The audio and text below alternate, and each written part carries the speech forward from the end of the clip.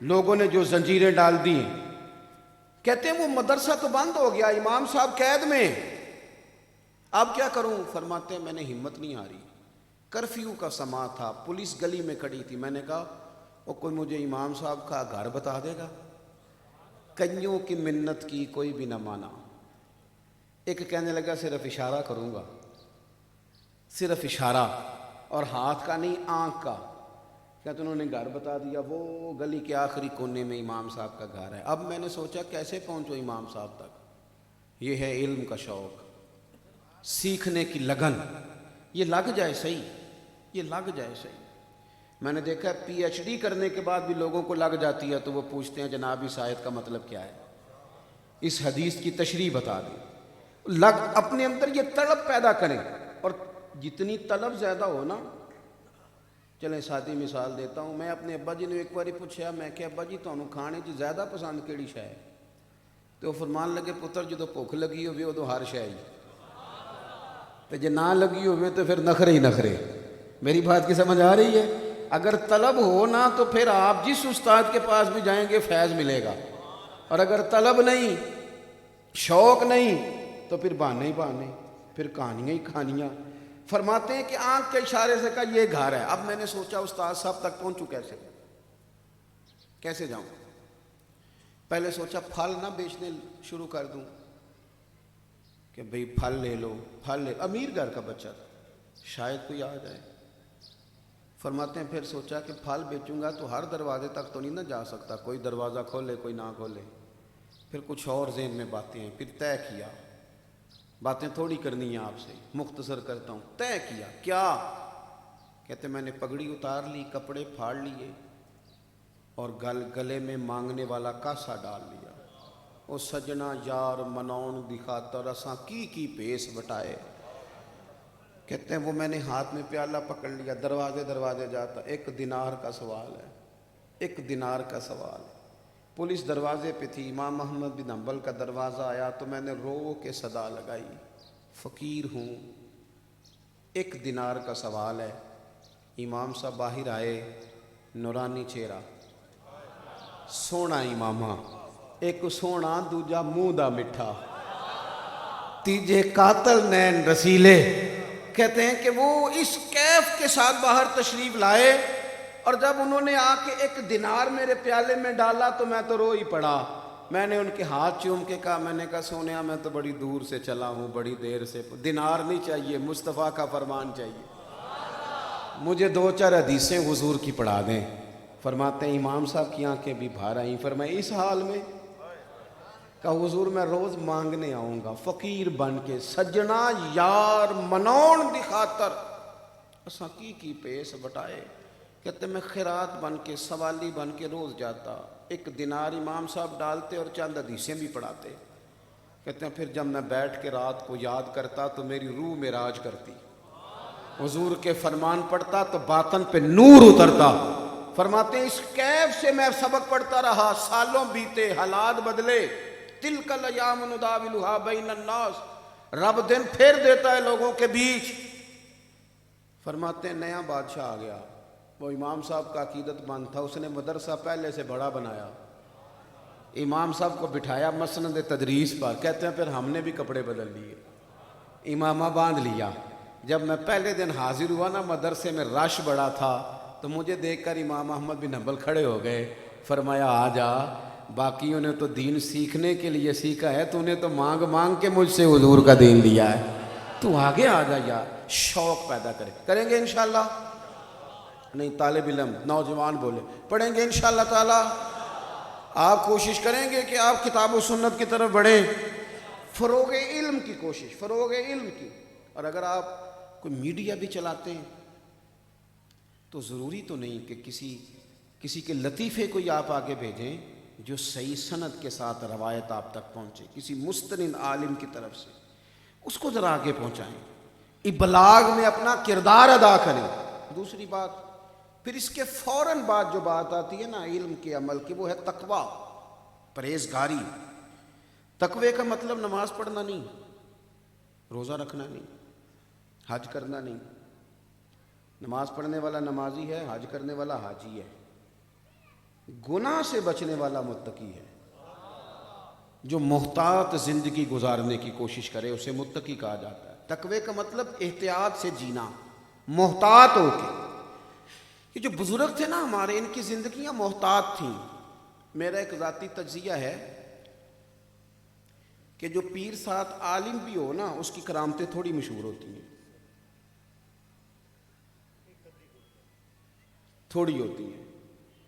لیکن جو اللہ خیر کرے، جنہوں نے دعا کے لیے بھی مولوی صاحب ہی رکھے ہو ساتھ، کہتے ساڈے پیر صاحب جی دعا بھی نہیں منگتے. میں کہوں آمدی نہیں، انہوں کسی مدرسے پاؤ تاکہ اسے آ جائے کوئی دعا شعا کرنی. اسے آتی نہیں بیچارے کو. کہتے ہیں وہ دعا بھی نہیں مانگتے. اگر ساتھ عالم ہو تو کرامتیں کیوں کم ہوتی ہیں؟ اس لیے کہ عالم نے کوئی بھی بات کرنی ہے تو احتیاط سے کرنی ہے. اس نے دیکھنا ہے کہ جو کہنے لگا ہوں قرآن و سنت میں اس کی کوئی دلیل بھی ہے، پیچھے کوئی مضبوطی بھی ہے. لیکن جو جاہل ہے جو مرضی کرتا رہتا ہے. شاید اسی لیے کسی نے کہا تھا جڑے محرم راز حقیقت دے او تے راز حقیقت کھول دے ہی نہیں. اے جنہ ویکھیا نہیں او کرن گلاں، او جنہ ویکھ لیا او تے بول دے ہی نہیں. جنہ ویکھ لیا او تے بول دے ہی نہیں. تو یہ سمجھ لیں آپ کہ جہاں طریقت کے ساتھ علم کی چھاپ ہے وہاں تسلسل ملے گا آپ کو کتاب و سنت کا. اور جہاں آزادی ہے ساری، وہاں کوئی پوچھنے والا ہی نہیں. جس کے جو من میں آتا ہے وہ کرتا ہے. تقوی، احتیاط، اپنی زندگی میں محتاط زندگی گزاریں.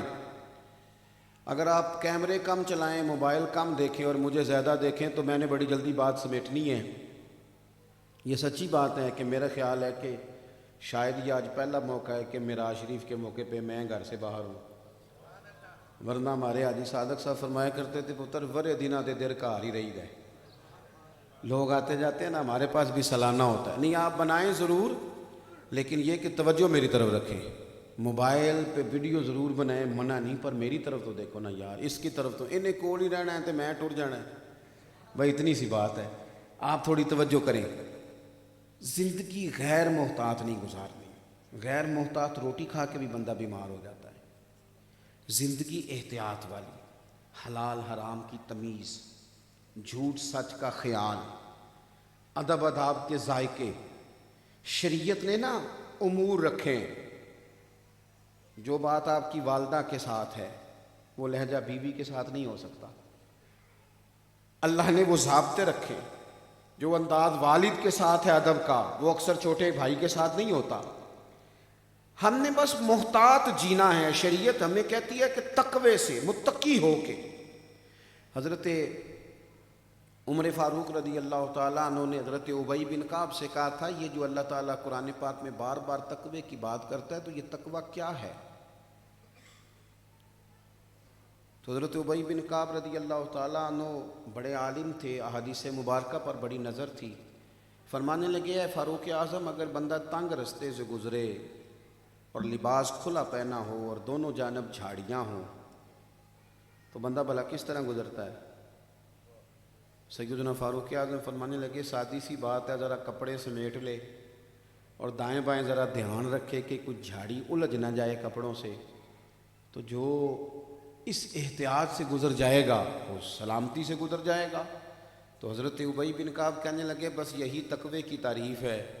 دنیا میں دونوں جانب گناہوں کی جھاڑیاں ہیں. جو ذرا اپنے آپ کو سمیٹ کے گزر جائے اسے متقی اور پرہیزگار کہا جاتا ہے. زندگی احتیاط سے گزارے. یہ بھی بات ہو رہی تھی نا پیر علی حسین شاہ صاحب رحمۃ اللہ علیہ کی. ہمارے استاد صاحب فرمایا کرتے تھے ایک ملاقات ہوئی پیر علی حسین شاہ صاحب سے، تو بڑا بہترین کھانا نا کسی نے پکا کے رکھا، سونا مرغن غذا،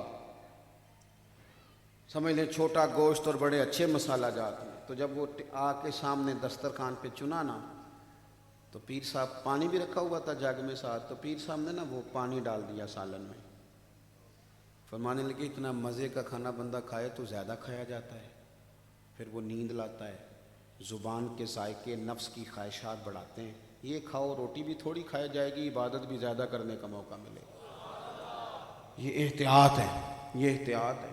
اب تو میرے بھائی پرواہ ہی کوئی نہیں. پیروں کے شہزادے اور جناب ان کے لاؤ لشکر اور ان کے عشرت قدے مرید بیچارے کو میسر نہیں مٹی کا دیا بھی، اور پیر کا گھر بجلی کے چراغوں سے ہے روشن۔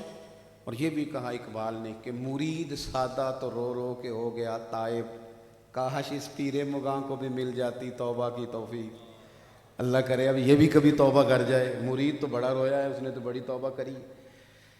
تو ہمارے بزرگ محتاط اب جب بندہ محتاط زندگی گزارتا ہے دنیا میں، محتاط وقت ضائع نہیں کرتا، اللہ کے حضور حاضری دیتا ہے، پھر اسے قیامت میں انعام کیا ملے گا؟ جو میں نے خطبے میں آیات پڑھی، ایک تو علم سیکھے، عمل کرے، تقوی میں رہے، پھر انعام کیا ہے؟ یوم نحشر المتقین الی الرحمن وفدا۔ فرمایا متقی لوگ جب رب کی بارگاہ میں پیش کیے جائیں گے تو وہ رحمان کی بارگاہ میں مہمان بنا کے پیش کیے جائیں گے۔ الی الرحمن وفدا، پیش بھی رحمان کی بارگاہ میں ہوں گے اور مہمان بنا کے پیش کیے جائیں گے، مہمان۔ وَنَسُوقُ الْمُجْرِمِينَ إِلَىٰ جَهَنَّمَ وِرْدًا، اور یہ جو مجرم ہوں گے نا، انہیں دوزخ کی طرف پیاس سے ہانکا جائے گا، پیاس سے۔ متقی لوگوں کی جو آخرت ہے نا ہمارے ہاں، بس میں بات ختم کرنے لگا ہوں، ہمارے ہاں نا ہمارے لوگ بھی غیروں سے متاثر ہو کے بعض باتیں خوف والی کرتے ہیں۔ مر جائیں گے، قبر بند ہے، کھڈا ہے، بھئی اس میں کوئی شک نہیں، قبر کھڈا بھی ہے، گڑھا بھی ہے۔ مجھے آپ کے اعمال کا نہیں پتہ اور آپ کو میرے کا نہیں پتہ، دوسروں کا ہمیں شک ہوتا ہے، اپنا پاک ہوتا ہے۔ مجھے پاک پتہ ہے کہ میرے اعمال کس طرح کے ہیں، اور اگر ہیں تو کس معیار کے ہیں۔ سمجھ رہے ہیں آپ میری بات کو؟ اگر تو اعمال کھڈے والے ہیں تو پھر خدا نخواستہ اللہ معاف کرے کہیں کھڈے کا فیصلہ ہو نہ جائے۔